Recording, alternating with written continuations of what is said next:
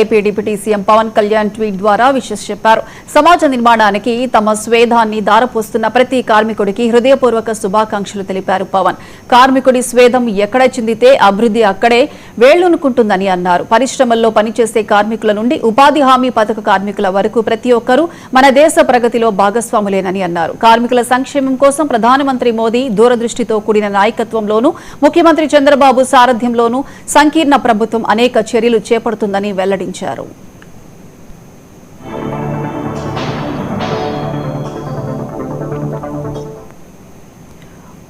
ఉపాధి హామీ కార్మికులకు సముచితమైన గుర్తింపును కల్పిస్తూనే వారి జీవితాలకు కుటుంబాలకు సంపూర్ణ భద్రతను భరోసాను అందిస్తున్నామన్నారు. ఈ దిశగా తాము ఇప్పటికే తగిన చర్యలు తీసుకుంటున్నట్లు వెల్లడించారు. ఉపాధి హామీ పనుల ప్రదేశాలలో జరిగిన ప్రమాదాల కారణంగా శాశ్వత వైకల్యానికి గురైన వారికి అలాగే ప్రాణాలు కోల్పోయిన కార్మికుల కుటుంబాలకు గతంలో 50,000గా ఉన్న పరిహారాన్ని ఇప్పుడు 4 లక్షల నుండి 6 లక్షల మధ్య పెంచామన్నారు.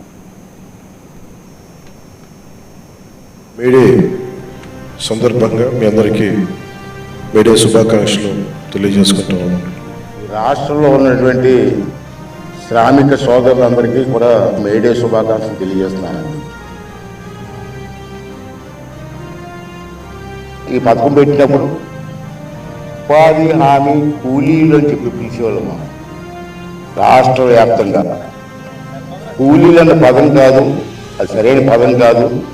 ఆ పదాన్ని తీసేసి ఉపాధి హామీ పథకం శ్రామికులు అని చెప్పి పదం మార్చి ఇటువంటి పనిచేసిన వారికి కూడా గౌరవప్రదంగా పిలవాలని చెప్పి ఒక ఆలోచన చేసినటువంటి వ్యక్తి పవన్ కళ్యాణ్ గారు.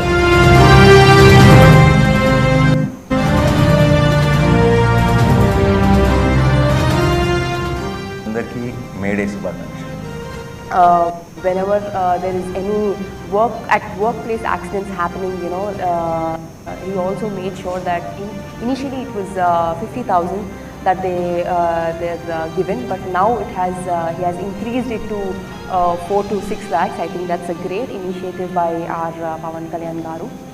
నేను రాజకీయాల్లోకి వచ్చి చాలా సంవత్సరాలు అయింది. అప్పటి నుంచి నేను చాలామంది నాయకులతో చూశాను, వారి పనితీరు చూశాను. నేను చూసిన దాంట్లో చూస్తే కంపేర్ చేస్తే రాష్ట్రంలో చాలామంది నాయకులు ఉంటారు, నేను కాదన్నాను.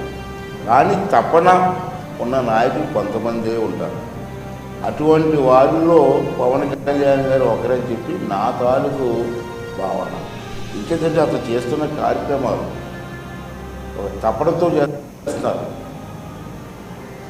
ఏదో ఒకటి చెయ్యాలన్న తపన అతనిలో కనపడుతుంది. ఈ రాష్ట్ర ప్రజలకి, ఈ శ్రమజీవులకి, ఈ గ్రామ స్థాయిలో ఉన్నటువంటి రోడ్లకి అన్నీ కూడా ఏదో చేయాలని తపన నాకు కనపడుతుంది. అటువంటి తపన నాయకులు చాలా అరుదు నేను చూసిన వాళ్ళలో. అటువంటి నాయకుడు మనకు లభించడం మనందరూ అదృష్టంగా భావించాలి. అతను చేస్తున్న ప్రతి కార్యక్రమాన్ని కూడా మనసు పెట్టి ఆలోచించి రాష్ట్రాన్ని అభివృద్ధి చేయడంలో మన తాలూకు సహకారం అతనికి అందించాలని చెప్పి నేను మనస్ఫూర్తిగా కోరుకుంటూ, ఈ అందరి తాలూకు ఆశీర్వాదం పవన్ కళ్యాణ్ గారికి ఇచ్చి ఇటువంటి కార్యక్రమాలు మరిన్ని కార్యక్రమాలు తీసుకొచ్చి ఈ రాష్ట్ర అభివృద్ధిలో అతను భాగస్వామ్యం అవ్వాలని చెప్పి మనస్ఫూర్తిగా భగవంతుని కోరుకుంటున్నారండి. ప్రధానమంత్రి గారి దగ్గర నుంచి, ముఖ్యమంత్రి గారి దగ్గర నుంచి చిట్ట చివరన ఉన్న సచివాలయం ఉద్యోగుల వరకు అందరూ కట్టుదిట్టంగా ఒకటే మాట మీద ఉంటే మేమందరం మీకు చిన్నపాటి ఆనందం మేము చూడగలుగుతున్నాం మీ కళ్ళలో. ఖమ్మం జిల్లాలో